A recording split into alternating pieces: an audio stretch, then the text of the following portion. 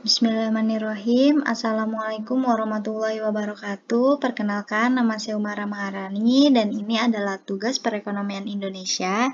Di sini saya akan menjelaskan tentang indeks pembangunan manusia atau yang disebut dengan IPM. Dan yang pertama saya akan menjelaskan tentang indeks pembangunan manusia menurut para ahli. Dalam bps.go.id, IPM menjelaskan bagaimana penduduk dapat mengakses hasil pembangunan dalam memperoleh pendapatan, kesehatan, pendidikan, dan sebagainya. Nah, IPM diperkenalkan oleh United Nations Development Program atau UNDP pada tahun 1990 dan dipublikasikan secara berkala dalam laporan tahunan Human Development Report atau HDR. Nah, UNDP ini mendefinisikan pembangunan manusia sebagai suatu proses untuk memperluas pilihan-pilihan bagi penduduk. Dalam konsep tersebut, penduduk ditempatkan sebagai tujuan akhir, sedangkan upaya pembangunan dipandang sebagai sarana untuk mencapai tujuan itu. Nah, di sini ada angka harapan hidup di Jakarta. Kita bisa melihat indeks pembangunan manusia di DKI Jakarta dan kota atau kabupaten tahun 2015 sampai 2019. Nah, di sini DKI Jakarta itu mempunyai grafik berwarna biru muda. Di sini 2015 dapat dilihat 78,99%, 2016 79,6%, 2017 ada 80,06, 2018 ada 80,47 dan 2019 itu 80,76. Nah, berdasarkan data yang didapat dari Badan Penelitian Statistik di DKI Jakarta, indeks pembangunan manusia di DKI Jakarta terus mengalami kenaikan. IPM DKI Jakarta tahun 2019 sebesar 80,76.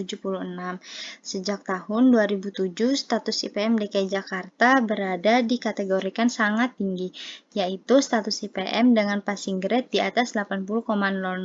Pencapaian tersebut membuat DKI Jakarta berada pada peringkat dengan nilai IPM tertinggi di Indonesia. Bahkan secara total, nilai IPM DKI Jakarta berada jauh di atas IPM nasional, yaitu sebesar 71,92. Semua kota atau kabupaten di DKI Jakarta mengalami peningkatan IPM setiap tahunnya. Pada tahun 2009, IPM terendah berada pada Kabupaten Kepulauan Seribu dengan indeks sebesar 71,4, sedangkan IPM tertinggi berada pada Kota Jakarta Selatan dengan indeks sebesar 84,75.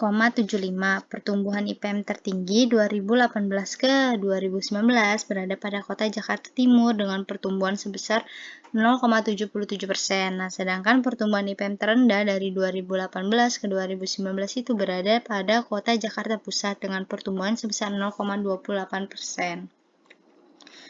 Nah, di sini tingkat pendidikan di Kota Jakarta. Dan ada di Undang-Undang 1945 Pasal 31, setiap warga negara berhak mendapatkan pendidikan. Nah, menjamin kualitas pendidikan yang inklusif dan merata, serta meningkatkan kesempatan belajar sepanjang hayat untuk semua. Nah, di sini kita dapat melihat rasio guru dan murid di DKI Jakarta tahun 2019 menurut jenjang pendidikan dan wilayah. Di sini ada SD, SMP, SMA, dan SMK. Pada grafik di atas dapat terlihat Kabupaten Kepulauan Seribu memiliki rasio guru yang terendah dibandingkan wilayah lainnya di semua jenjang pendidikan kecuali pada tingkat SMA. Pada tingkat SD misalnya, rasio guru dan murid di 5 kota administrasi sejumlah 1:20 hingga 1:23, sedangkan di Kabupaten Kepulauan Seribu hanya 1:14. Dengan rata-rata provinsi 1:21 di tingkat SMK, rasio guru dan murid di 5 kota administrasi sejumlah 1:17 hingga 1:23, sedangkan di Kabupaten Kepulauan Seribu hanya 1:12. Dengan rata-rata provinsi 1:20, hanya di tingkat SMA rasio guru dan murid sangat seimbang di semua wilayah DKI Jakarta, yakni 1:14. Di Jakarta Barat, Jakarta Utara, dan Kepulauan Seribu itu 1:15. Nah, di Jakarta Pusat, Jakarta Selatan, dan Jakarta Timur itu juga 1:15. Nah, sumber ini didapat dari Dinas Pendidikan. Nah, di sini menghitung indeks pembangunan manusia di Jakarta. Menghitung indeks pembangunan manusia menggunakan rata-rata geometrik dengan menggunakan indikator yang lebih tepat dan dapat membedakan dengan baik diskriminatif dengan memasukkan rata-rata lama sekolah dan angka harapan lama sekolah dapat diperoleh gambaran yang lebih relevan dalam pendidikan yang perubahan yang terjadi. PNB menggantikan PDB karena lebih menggambarkan pendapatan masyarakat pada suatu wilayah. IPM dihitung sebagai rata-rata geometrik dari indeks kesehatan dan pendidikan. Nah, di sini juga ada rumus-rumus yang digunakan. Nah, untuk mencari IPM, sebelum mencari IPM, kita tuh harus mencari indeks kesehatan terlebih dahulu, setelah itu indeks pendidikan, dan indeks pengeluaran. Baru kita akan mendapatkan mencari IPM. Indeks kesehatan dikali indeks pendidikan, dan indeks pengeluaran dikali 100. Dan selanjutnya, dengan menggunakan rata-rata geometrik dalam menyusun IPM dapat diartikan bahwa capaian satu dimensi tidak dapat ditutupi oleh capaian dimensi lain. Artinya, untuk mewujudkan pembangunan manusia yang baik, ketiga dimensi harus memperoleh perhatian yang sama besar karena sama pentingnya. Nah, yang terakhir itu mengukur keberhasilan pembangunan manusia di Kota Jakarta.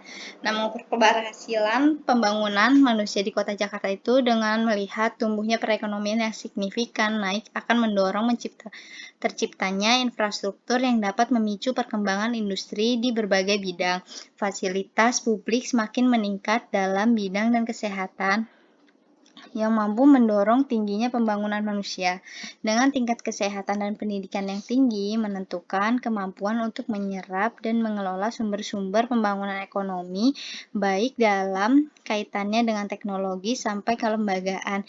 Yang penting dalam upaya meningkatkan kesejahteraan penduduk yang semuanya bermuara pada aktivitas perekonomian yang maju. Nah, terus yang kedua itu ada pengaruh tenaga kerja terserap terhadap indeks pembangunan manusia. Kemampuan dan pengetahuan merupakan modal manusia dalam menunjukkan kualitas dari individu. Hal ini berarti kualitas mampu menjadi nilai jual dalam pasar tenaga kerja. Peningkatan penghasilan penduduk biasanya ditandai dengan meningkatnya produktivitas yang dihasilkan. Penduduk yang memiliki penghasilan tinggi akan cenderung memiliki 30 pengeluaran belanja yang tinggi pula. Hal ini menyebabkan tumbuhnya perekonomian. Dengan kata lain, semakin banyak barang dan jasa yang diproduksi, maka kesejahteraan masyarakat akan meningkat. Mungkin ini saja yang dapat saya sampaikan. Kurang lebihnya mohon maaf. Wassalamualaikum warahmatullahi wabarakatuh.